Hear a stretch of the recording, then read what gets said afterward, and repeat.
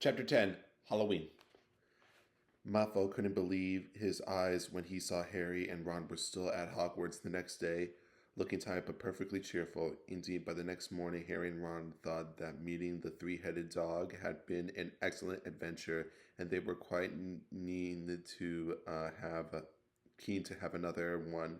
In the meantime, Harry filled Ron in about the package that seemed to have been moved from Gringotts to Hogwarts, and they spent a lot of time wondering what could possibly need such heavy protection. It's either valuable or really dangerous, said Ron. Or both, said Harry. But as all they knew for sure about the mysterious object was that it was about 2 inches long, they didn't have much chance of guessing what it was without further clues. Neither Neville nor Hermione showed the slightest interest in what lay underneath the dog and the trapdoor. All Neville cared about was never going near the dog again. Hermione was now refusing to speak to Harry and Ron, but she was such a bossy know-it-all that they saw this as an added bonus, as they really wanted now was a way of getting back at Malfoy, and to their great delight, just as arrived in the mail about a week later. As the owls flooded into the great hall as usual, everyone's attention was caught once by a long, thin package carried by 6 large screech owls. Harry was just as interested as everyone else to see what was in the large parcel, and what was amazed when the owls soared down and dropped it right in front of him, knocking his bag into the floor. They hardly fluttered out of the way when another owl dropped a letter on top of the parcel. Harry ripped open the letter first, which was because it said, "Do not open the parcel at the table. It contains your new Nimbus 2000, but I don't want everyone knowing you've got a broomstick or they'll all want one. Oliver Wood will meet you tonight on the Quidditch field at 7 o'clock for your first training session. Professor Minerva McGonagall."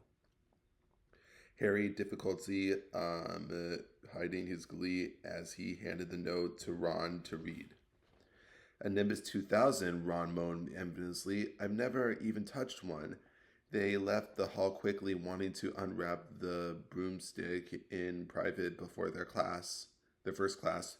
But halfway across the entrance hall, they found their way upstairs, barred by Crabbe and Goyle. Malfoy seized the package from Harry and felt it. "That's a broomstick," he said, throwing it back to Harry with a mixture of jealousy and spite on his face. "You'll be in for it this time, Potter. First years aren't allowed them." Ron couldn't resist it. "It's not any old broomstick," he said. "It's a Nimbus 2000. What did you say you've got a home, Malfoy? A Comet 260? Ron grinned at Harry. "Comets look flashy, but they're not in the same league as the Nimbus." "What would you know about it, Weasley? You couldn't afford half the handle." Malfoy snapped back. "I suppose you and your brothers have to save up twig by twig." Before Ron could answer, Professor Flitwick appeared at Malfoy's elbow. "Not arguing, I hope, boys," he squeaked. "Potter's been sent a broomstick, Professor," said Malfoy quickly. Yes, that's right," said Professor Flitwick, gleaming at Harry. "Professor McGonagall told me all about the special circumstances, Potter. And what model is it?" "A Nimbus 2000, sir," Harry, fighting not to laugh at the look of horror on Malfoy's face. "And it's really thanks to Malfoy that I've got," he added. Harry and Ron headed upstairs, smothering their laughter at Malfoy's obvious rage and confusion. "Well, it's true," Harry chortled as they reached the top of the marble staircase. "If he hadn't stolen Neville's Remembrall, I wouldn't be on the team." "So I suppose you think there's a reward for breaking rules?" came up in angry voice just behind them. Hermione was stomping up the stairs, looking disapprovingly at the package in Harry's hand. I thought you weren't speaking to us, said Harry. Yes, don't stop now, said Ron. It's doing us so much good. Hermione marched away with her nose in the air. Harry had a lot of trouble keeping his mind on his lessons that day. It kept wandering up to the dormitory where his new broomstick was lying under his bed, or straying off to the Quidditch field where he'd be learning to play that night. He bolted his dinner that evening without noticing what he was eating, and then rushed upstairs with Ron to unwrap the Nimbus 2000 at last. Wow, Ron sighed as the broomstick rolled onto Harry's bedspread. Even Harry who knew nothing about the different brooms, thought it looked wonderful, sleek, and shiny with a mahogany handle. It had a long tail, neat, straight twigs, and Nimbus 2000 written in gold near the top. As 7 o'clock drew near, Harry left the castle and set off in the dust toward the Quidditch field. He never been inside the stadium. Hundreds of seats were raised in stands around the field so that the spectators were high enough to see what was going on. At either end of the field were 3 golden poles with hoops on the end. They reminded Harry of the little plastic sticks Muggle children blew bumbles through. Expect that they were 50 feet high, too eager to fly again to wait for wood. Harry mounted his broomstick and kicked off from the ground.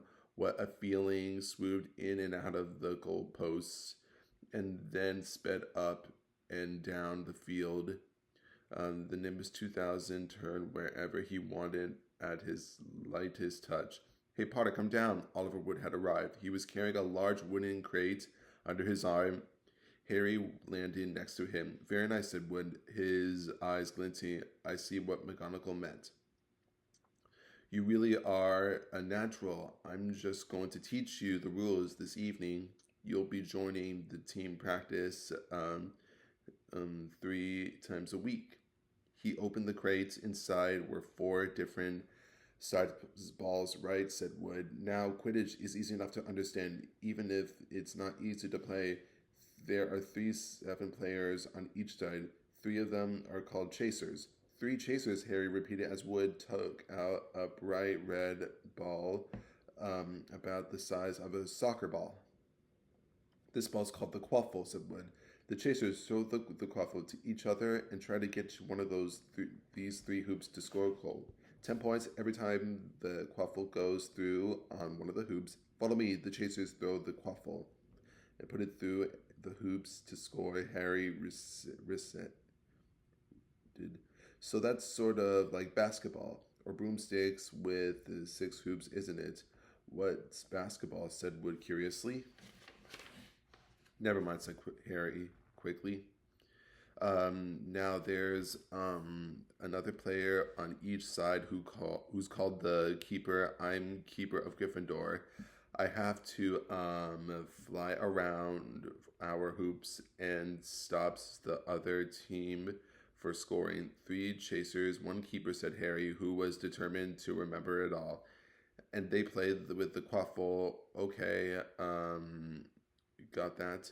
So what are they for? He pointed at the 3 balls left inside the box. I'll show you now, said Wood. Take this. He handed Harry a small club, a bit like a short baseball bat. I'm going to show you what the bludgers do, Wood said. These 2 are the bludgers. He showed Harry 2 incidental balls, jet black and slightly smaller than the red quaffle. Harry noticed that they seemed to be straining to escape the straps holding them inside the box. Stand back, Woods, warned Harry. He bent down and freed one of the bludgers. At once, the black ball rose high in the air and then pelted straight at Harry's face. Harry swung at it with the bat to stop it from breaking his nose and sent zigzagging away into the air. It zoomed around their heads, and then shot at Wood, who dived on top of it and managed to pin into the ground. C. Wood panted, forcing the struggling burglar back into the crate and strapping it down safely. The bludgers rocket around, trying to knock players off their brooms. That's why you have two beaters on each team. The Weasley twins are owls. It's their job to protect their side from the bludgers and try and knock them toward the other team. So I think you've got all of that. Three chasers try and score the quaffle. The keeper guards the goal post. The beaters keep the bludgers away from their team. Harry reeled off. Very good, said Wood. Or have the bludgers ever killed anyone? Harry asked. Hopping, he sounded offhand. Never at Hogwarts. We've had a couple of broken jaws, but nothing worse than that. No, the last remember of the team is the Seeker. That's you, and you don't have to worry about the Quaffle or the Bludgers unless they crack my head open. Don't worry, the Weasleys are more than a match for the Bludgers. I mean, they're like a pair of human Bludgers. They themselves. Wood reached into the crate and took out the fourth and last ball. Compared with the Quaffle and the Bludgers, it was tiny, about the size of a large walnut. It was bright in gold and had a little fluttering silver ring. This Wood, it's the golden snitch, and it's the most important ball of the lot. It's very hard to catch, but it's so fast and difficult to see. It's the Seeker's job to catch it. You've got to weave it in out of the chasers' beaters, bludgers, and quaffle to get it before the other team Seeker, because whichever Seeker catches the snitch wins his team an extra 150 points, so they nearly always win. That's why Seekers get fouled so much. A game of Quidditch only ends when the snitch is caught, so it can go on for ages. I think the record is 3 months. They had to keep bringing out substitutes so the players could get some sleep. Well, that's it. Any questions? Harry shook his head, understood what he had to do, right? It was doing it was going to be the problem. We won't practice with the snitch yet, said Wood carefully, shutting it back inside the crate. It's too dark. We might lose it. Let's try out with a few of these. He pulled a bag of ordinary golf balls out of his pocket, and a few minutes later, he and Harry were out in the air, Wood throwing the golf balls as hard as he could in every direction for Harry to catch. Harry didn't miss a single one, and Wood was delighted. After half an hour, Harry had really fallen, and they couldn't carry on. That's Quidditch Cup. Have our name on it this year. Harry would happily, as they trudged back up to the castle. I wouldn't be surprised if you turn out better than Charlie Weasley. And he could have played for England if he hadn't gone for chasing dragons. Perhaps it was because he was now so busy with Quidditch practice 3 evenings a week on top of all of his homework. But Harry could hardly believe it when he realized that he'd already been at Hogwarts 2 months. The castle felt more like home than Privet Drive ever had. His lessons, too, were becoming more and more interesting now that they have mastered the basics. On Halloween morning, they woke to the delicious smell on baking pumpkin wafting through the corridors. Even better, Professor Flitwick announced in charms that he thought they were ready to start making objects fly, something they had all been dying to try since him makes Neville's toad zoom around the classroom. Professor Flitwick put the class into pairs to practice. Harry's partner was Seamus Finnegan, which was a relief because Neville had been trying to catch his eye. Ron, however, was to be working with Hermione Granger. It was hard to tell whether Ron or Hermione was angrier about this. She hadn't spoken to either of them since the day Harry's broomstick had arrived. Now, don't forget that the nice wrist movement we've been practicing squeaked. Professor Flitwick perched on top of his pile of books as usual. Wish and flick. And remember, swish and flick, and saying the magic words properly, and very important to never forget Wizard Buffalo, and who's instead of F and found himself on the floor with a buffalo on his chest. It was very difficult. Harry and Shima swished and flicked, but the feather were supposed to be sending skyward just lay on the desktops. Seamus got so impatient that he prodded it with his wand and set fire to it. Harry had to put it out with his hat. Ron at the next table wasn't having much more luck. Wingardium Leviosa. Off you go then. Wingardium Leviosa, he shouted, waving his long arms like a windmill. You're saying it wrong. Harry heard Hermione snap. It's Wingardium Leviosa, said the guard since along.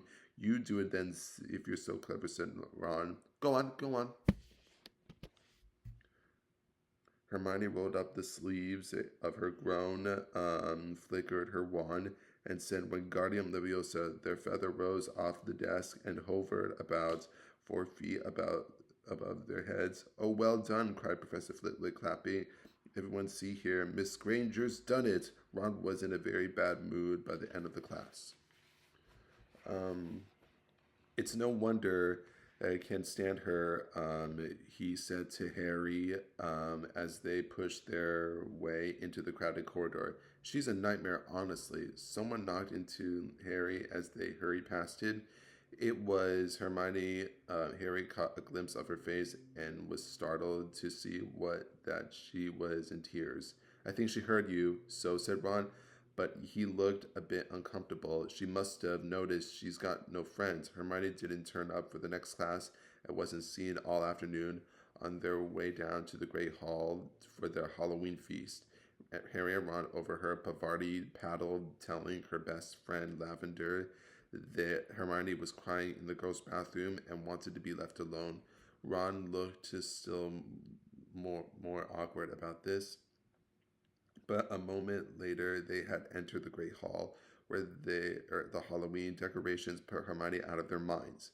1,000 live bats fluttered from the walls ceiling, while 1,000 more swooped over the tables in low black clouds, making the candles in the pumpkin stutter. The feast appeared suddenly on the golden plates, as it had at the start of term banquets. Harry was just helping himself to a baked potato whenever Professor Quirrell came sprinting into the hall with his turbaned Askew terror on his face. Everyone started as he reached Professor Dumbledore's chair, slumped against the table. Troll in the dungeon! Troll in the dungeon! Thoughts out to you all. Just thought if you'd like to know. Then he sank to the floor in a dead faint. There was an uproar. It took several firecrackers exploding from the end of Professor Dumbledore's wand to bring silence. Prefects, he rumbled, lead your house back to the dormitories immediately. Percy was in element. Follow me, stick to your groups, everybody. Stay together. First years, no need to fear the troll. If you follow my orders, stay close behind me. Now, make way, first years coming through. Excuse me, I'm a prefect. How could a troll get in? Harry asked as they climbed the stairs. Don't ask me. They're supposed to be really stupid, said Ron. Maybe Peeves let in a Halloween joke. They passed different groups of people in different directions as they jostled their way through a crowd of confused Hufflepuffs. Harry suddenly grabbed Ron's arm. I've just thought Hermione, what about her? She doesn't know about the troll. Ron bit his lip. Oh, all right, he snapped, but Percy better not see us. Ducking down, they joined the Hufflepuffs going the other way. They slipped down a desert corridor and hurried off toward the girls' bathroom. They had just turned the corridor when they heard quick footsteps behind them. Percy hissed Ron, pulling Harry behind a large stone griffin, peering around it. However, they saw not Percy but Snape. He crossed the corridor and disappeared from view. What's he doing? Harry whispered. Why isn't he down in the dungeons with the rest of the teachers? Search me. Quietly as possible, they crept along the next corridor after Snape's footsteps. He's heading for the third floor. Harry said, but Ron held up his hand. Can you smell something? Harry sniffed and a foul stench reached his nostrils, a mixture of old socks and the kind of public toilet no one seems to clean, and they heard it, a low grunting and the shuffling footballs of gigantic feet. Ron pointing at the end of a passage to the left. Something very huge was moving toward them. They shrank into the shadows and watched as it emerged into a patch of moonlight. It was a horrible sight, 12 feet tall. Its skin was a dull grantage gray. Its great lumpy body, like a boulder, with its small bald head perched on top like a coconut. It had short legs, thick as tree trunks, with a flat, horny feet. They smelled coming from it. It was incredible. It was holding a huge wooden club, which dragged along the floor because its arms were so long. The troll stopped next to a doorway, appeared inside. It waggled its ears, making up its tiny mind, then slouched slowly into their room, the keys in the lock. Harry muttered, we could lock it in. Good idea, said Ron nervously. They edged toward the open door, mouths dried, praying the troll wasn't about to come out of it. With one great leap, Harry managed to grab the key, slammed the door, and locked it. Yes, flushed their victory, then started to run back up to the passage. But as they reached the corner, they heard something that made their hearts stop. A high, petrified scream, and it was coming from the chamber they just chained up. Oh no, said Ron, pale as the Bloody Baron. It's the girls' bathroom, Harry gasped. Hermione, they said together. It was the last thing they wanted to do, but what choice did they have? Wheeling around, they sprinted back to the door and turned the key, fumbling in their panic. Harry pulled the door open and they ran inside. Hermione Granger was shrinking against their wall opposite, looking as if she was about to faint. The troll was advancing on her, knocking in the sinks of the walls as it went. Confuse it, Harry said desperately to Ron, and seizing a tap, he threw it. It was as hard as he could against the wall. The troll stopped and a few feet from Hermione. It lumbered around,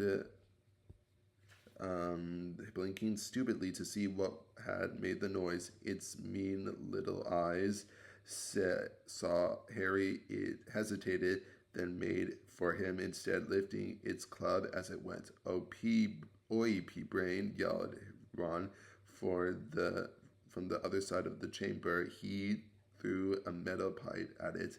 The troll didn't even seem to notice the pipe hitting its shoulder, but it heard the yell and paused again, running its ugly snout toward Ron, instead giving Harry time to run around him. Come on, run, run, Harry yelled at Hermione, trying to pull toward the door, but she couldn't move. She was still flat against the wall, her mouth open with terror. The shouting and the echoes seemed to be driving the troll.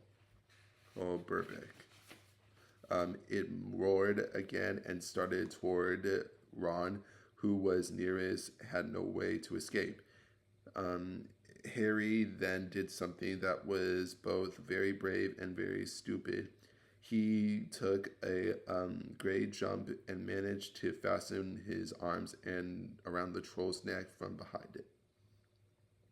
The troll couldn't feel Harry hanging there, but even a troll would with notice if you stick a long bit of wood up its nose. Harry's wand had still been in his wand when he jumped. It had gone straight up on one of the troll's nostrils. Howling with pain, the troll twisted and failed in its club, with Harry clinging on for dear life. Any second, the troll was going to rip him off or catch with him with a terrible blow with the club. Harry had sunk to the floor in fright. Ron pulled out his wand, not knowing what he was going to do. He heard himself cry the first spell that came into his head. Wingardium Leviosa. The wand flew suddenly out of the troll's hands. Just rose high up into the air, turned slowly over, and dropped with a sticking onto its owner's head. The troll swayed on the spot and then fell flat on his face with a thud that made the whole room tremble. Harry got to his feet. He was shaking and out of breath. Ron was standing there with his hand still raised, staring at what he had done. It was Hermione who spoke it. Is it dead? I don't think so, said Harry. I think it's just been knocked down.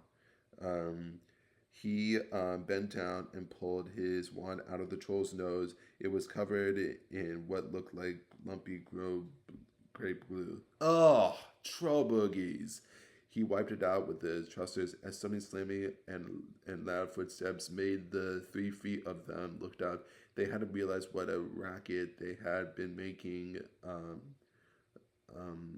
But of course, someone downstairs must have heard the crashes and the trolls. A moment later, Professor McGonagall had come bursting into the room, closely followed by Snape, with Quirrell bringing up the rear.